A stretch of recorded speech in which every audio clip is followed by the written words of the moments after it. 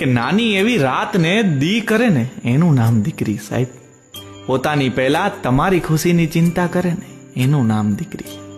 કે બોલવાથી તો આખી દુનિયા સમજી જાય સાહેબ, પણ તમે ચૂપ હો અને તોય તમને સમજી જાય ને એનું નામ દીકરી.